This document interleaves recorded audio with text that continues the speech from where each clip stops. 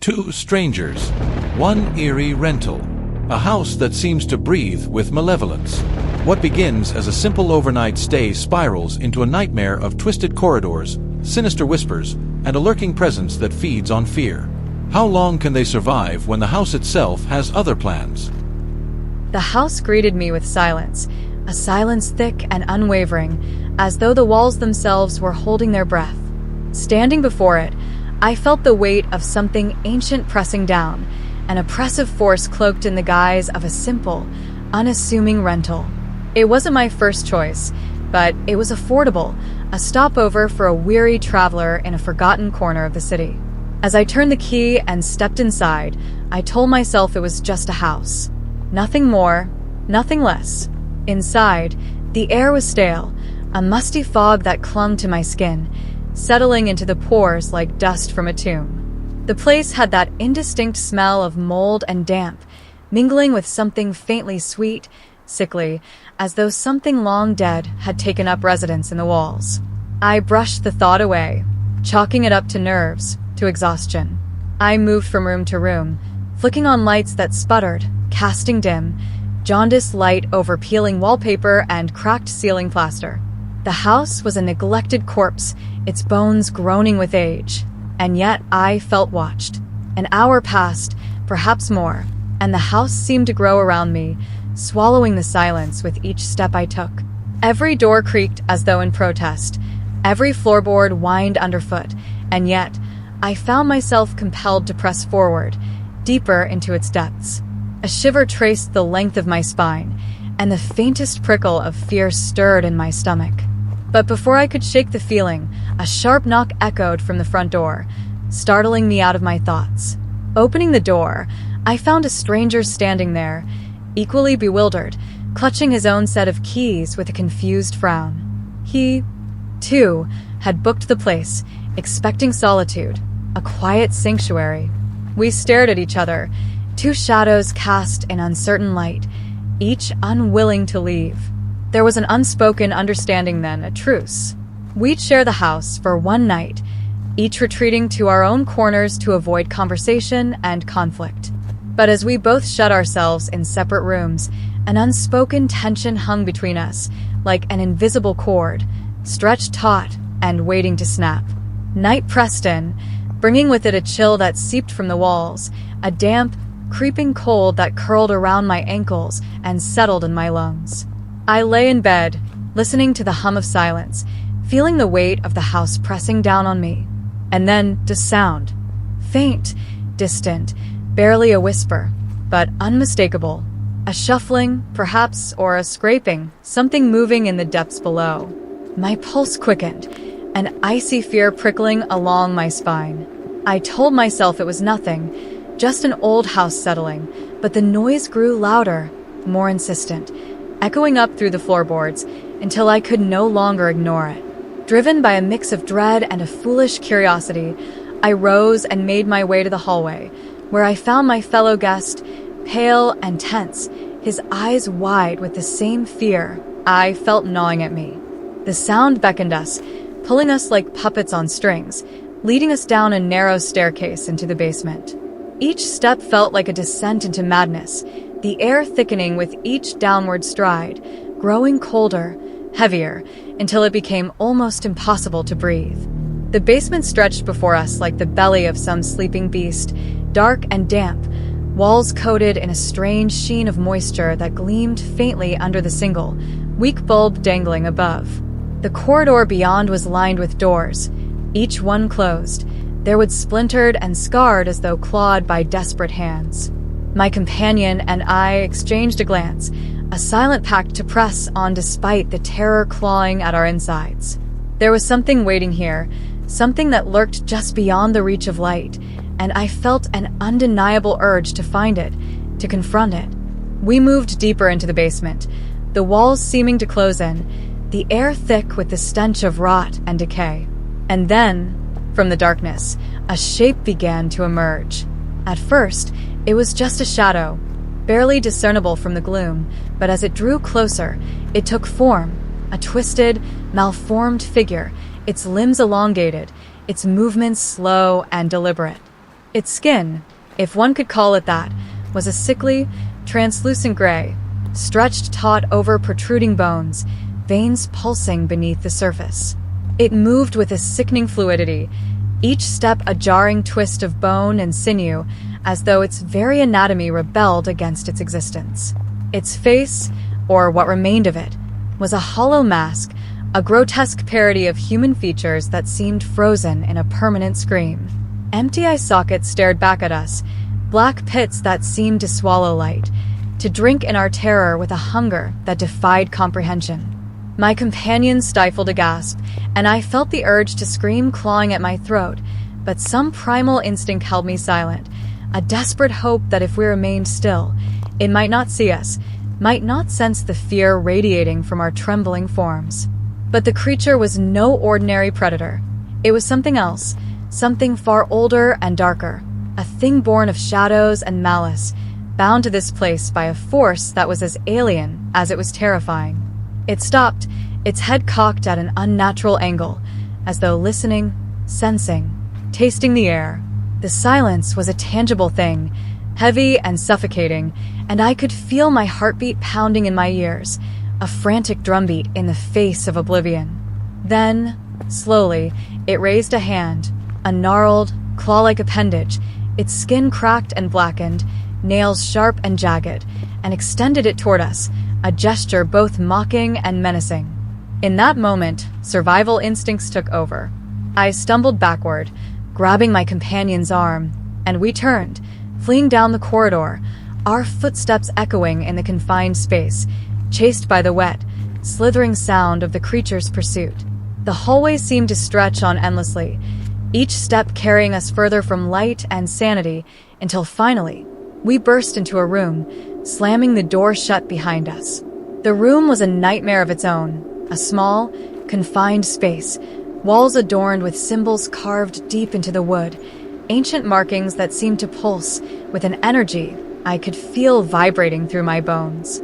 A single, bare bulb cast a sickly yellow light, illuminating a table in the center of the room, cluttered with tools that spoke of suffering, blades, hooks, twisted metal, each one stained with the dark residue of horrors past.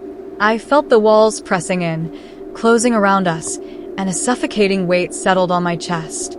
My companion was muttering to himself, words fractured by fear, his eyes darting to every corner, searching for an escape that did not exist.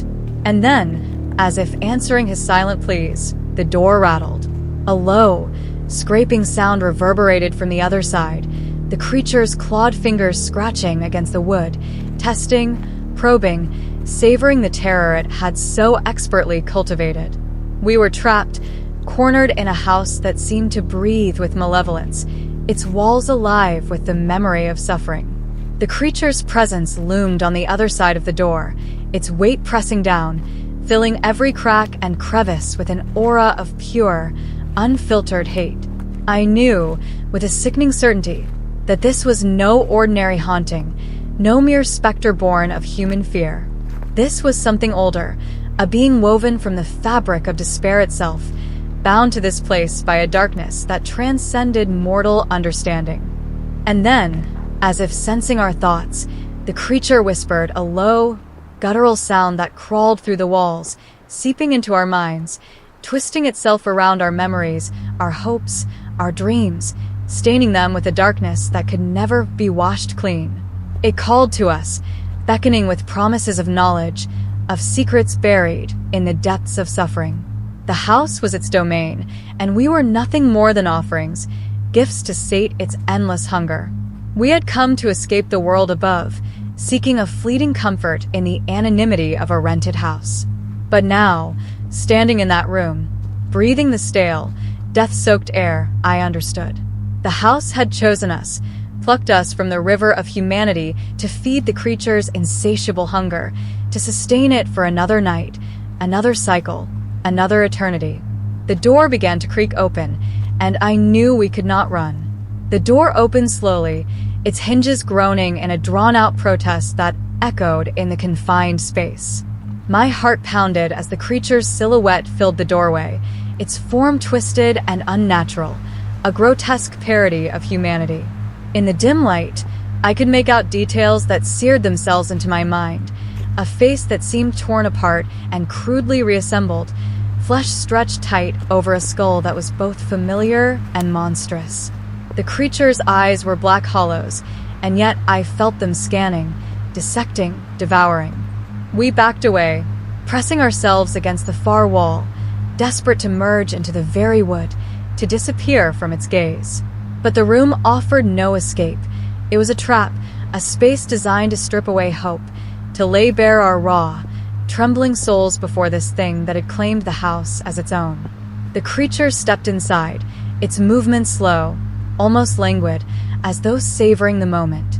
Each step brought with it a wave of decay, an odor of something ancient and vile, a smell that clawed at my throat, forcing bile to rise.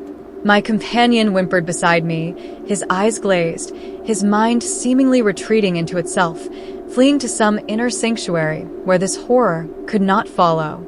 But I couldn't look away, couldn't retreat from the reality of what was unfolding before me. I felt the creature's presence, an oppressive force that seemed to fill the room, expanding, pressing down on my chest, making it difficult to breathe. Its gaze, if that's what it was, rested on me, piercing through flesh and bone, probing at something deeper, something within that I had never known. And then it spoke. Its voice was not a sound but a sensation, a vibration that resonated inside my skull, bypassing my ears altogether. The words were twisted, broken, as though dredged up from the depths of a mind not entirely its own. I could not understand the language, yet the meaning seeped into me, sinking through my skin, embedding itself in my bones. It spoke of hunger, of centuries spent in silence, waiting, yearning. This place was its prison, its sanctuary, its feeding ground. And we, by some cruel twist of fate, were its sustenance. It raised a hand, a claw, a gnarled and blackened appendage that trembled with barely contained energy. The air thickened as it reached out toward us, the space between us shrinking as though the room itself contracted to hasten our doom. I felt its presence press against me, a dark weight that seeped into my thoughts, and my vision swam as memories began to surface, unbidden, twisted reflections of moments I had buried long ago. They came, each memory tainted, corrupted, stained by the creature's touch, a montage of my failures, my regrets, laid bare before its merciless gaze. My companion screamed, a raw, guttural sound that seemed to echo within the walls, absorbed and amplified by the house's insatiable hunger. The creature's gaze shifted to him, and I watched, helpless, as it reached out, touching his forehead with a single, skeletal finger. His scream choked off, his eyes rolled back, and his body convulsed as though struck by a surge of dark electricity. I could see the life draining from him, his skin paling, his lips turning blue, until he slumped to the floor, an empty husk, his spirit consumed, devoured in an instant. The creature turned back to me, its form growing darker, denser, as though nourished by the soul it had just claimed. I was next. I could feel it, a certainty that settled over me like a shroud. My body trembled, my mind racing for a way out, but the room was closing in, the walls pressing closer, suffused with the creature's malevolence. I could feel it reaching for me, its presence wrapping around my mind like cold fingers, squeezing, compressing, seeking to tear my essence from the fragile shell of my flesh. In a final, desperate act, I threw myself toward the table in the center of the room, grasping one of the rusted blades that lay scattered across its surface. My hand closed around the cold metal, and I raised it, brandishing it before me, a feeble shield against a horror that defied steel and flesh. But something flickered in the creature's gaze, a recognition, a flicker of fear, perhaps as though the blade held a power it did not expect. I clung to that glimmer, wielding the weapon as if it were a talisman, a relic of some forgotten force that might keep this darkness at bay. The creature hesitated, its form wavering, and I felt a surge of hope, fragile and fleeting. I raised the blade higher, whispering words I did not know, syllables that seemed to spill from my lips of their own accord, an incantation dredged from the depths of some ancestral memory. The air thickened, charged with a strange energy, and the creature recoiled, hissing, its form blurring, as though melting into the shadows that surrounded it. For a moment, I thought I had won, that I had banished it, broken whatever ancient pact bound it to this place. But then the house itself seemed to shudder, the walls trembling, the floor shifting beneath my feet. I staggered, clutching the blade, as the room began to warp, bending, folding in on itself, until I was no longer sure which way was up or down. The house was fighting back, reclaiming control, drawing me deeper into its bowels. I stumbled, falling to my knees as the floor opened beneath me, revealing a darkness that stretched into infinity. The blade slipped from my grasp, clattering against the wood as I was pulled down into the blackness, swallowed whole by the house's insatiable hunger. The walls closed in around me, cold and unyielding, pressing against my flesh, squeezing the breath from my lungs, until I was nothing more than a shadow, a whisper, a faint echo absorbed into the house's endless corridors. And as I fell, I understood. The house was not merely a building, not just a place. It was a creature, a being of pure malevolence, feeding off the souls of those who dared to enter. It existed beyond time, beyond space, bound to this physical form by a force older than the stars. I could feel the weight of its memories pressing down on me, a torrent of pain and suffering that spanned centuries, millennia. It had devoured countless souls, each one fueling its existence, each one adding to the darkness that pulsed within its walls. I was part of it now, woven into the fabric of its being, another voice in the endless choir of souls trapped within its depths. I could hear them, their whispers mingling with mine, a cacophony of despair and longing that filled the air like a tangible fog. And as the last remnants of my humanity faded, I felt a strange peace settle over me, a resignation to the eternity that awaited me in the house's embrace. I understood now why it had drawn us here, why it had chosen us. We were not random visitors, not mere passers-by. We had been marked, selected by the house itself, our souls bound to its purpose. Our fates sealed the moment we crossed its threshold. We were sustenance, fuel for the darkness, offerings to a being that transcended mortal comprehension. The house held me, cradling my spirit in its cold embrace, and as my consciousness faded into the shadows, I felt its hunger stirring once more. Somewhere above, a door would open, another unwitting soul stepping into the house's domain, drawn by the promise of refuge, unaware of the horrors that awaited. And I, now one with the house, would be there to welcome them, to watch as they, too, became part of this endless cycle of suffering and despair. For in the house, there was no escape, no salvation. There was only the darkness, eternal and unyielding, feeding off the lives it ensnared, growing stronger with each soul claimed. And I, too, was part of that darkness now, bound to its hunger, its endless thirst.